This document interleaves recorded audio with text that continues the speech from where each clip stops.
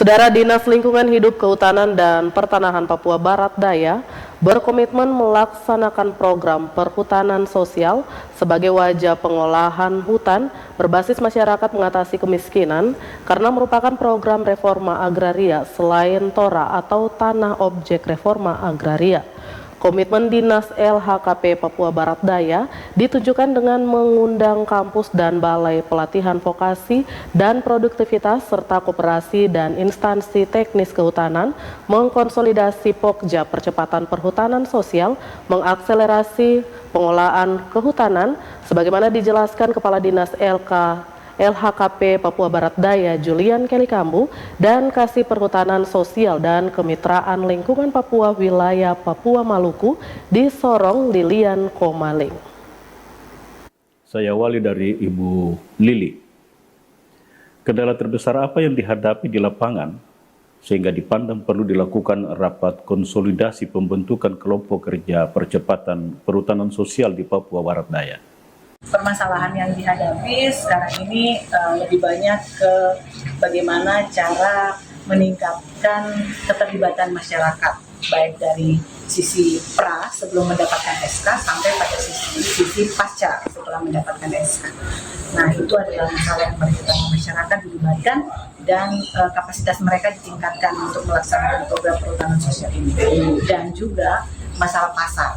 Sehingga Pak Kepala Dinas Lingkungan Hidup dan Lingkungan Hidup, Kehutanan, dan Pertanahan menginginkan rapat konsolidasi ini dilaksanakan agar semua pihak itu bisa mengerti dan tahu betul dulu apa itu perhutanan sosial, kemudian bisa memberikan dukungan. Jadi mulai dari permasalahan keterlibatan masyarakat, peningkatan kapasitas, sampai pada masalah pemasaran hasil-hasil produk masyarakat ini, itu masing-masing akan ambil alih di sini. Mengapa proses penerbitan SK perhutanan sosial butuh waktu lama? Jadi ada tahapan-tahapan yang harus dilewati agar tidak terjadi konflik setelah SK penetapan hutan adat itu terbit. Penetapan hutan adat, maka kontan dia berdaulat atas hutannya sendiri. Jadi kawasan itu akan keluar dari kawasan hutan negara, tetapi harus dikelola tetap dengan fungsinya. Dan kemudian mereka dititipkan untuk menjaga kelestarian, sehingga anak cucu itu masih tetap mendapatkan hutan dengan kondisi yang lestari. Untuk Pak Kelly, bagaimana menyingkapi dilema perhutanan sosial di Papua Barat Daya? Karena begitu banyak tantangan yang akan dihadapi. Sekarang perhutanan sosial itu diambil alih oleh Mendagri. Jadi kalau dulu kita bicara hutan, itu terkesan itu hanya milik orang Kementerian Lingkungan Hidup dan Kehutanan. Tapi sekarang itu perhutanan sosial itu menjadi topik dan itu menjadi kewenangan juga dari menteri-menteri yang lain. Jadi sekarang Mendagri sudah mengeluarkan edaran kepada gubernur, bupati, wali kota untuk mengelola kawasan dengan konsep perhutanan sosial.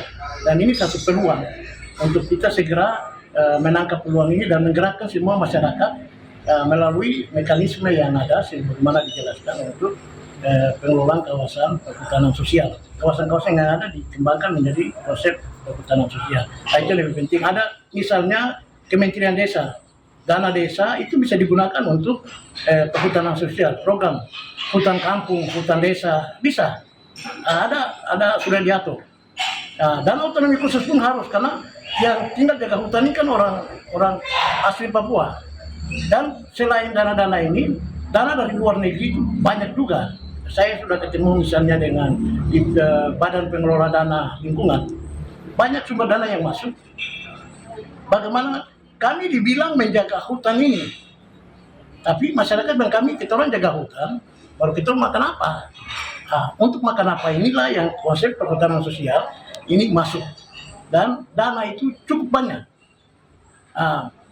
Sehingga kami jaga hutan ini bukan hanya untuk orang asli Papua.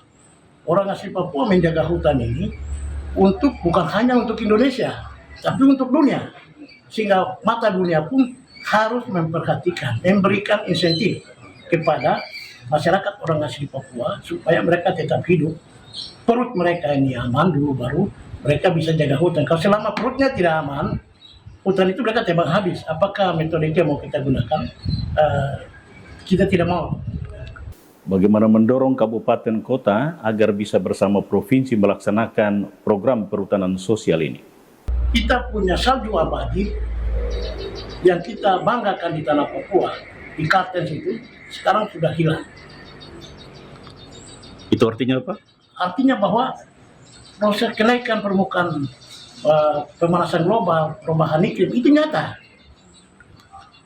Sehingga hutan-hutan ini harus kita kembangkan, kita jaga, kita tanam, melakukan reboisasi, rehabilitasi lahan, rehabilitasi hutan, selain untuk kesejahteraan masyarakat, tetapi ini untuk menjaga temperatur bumi.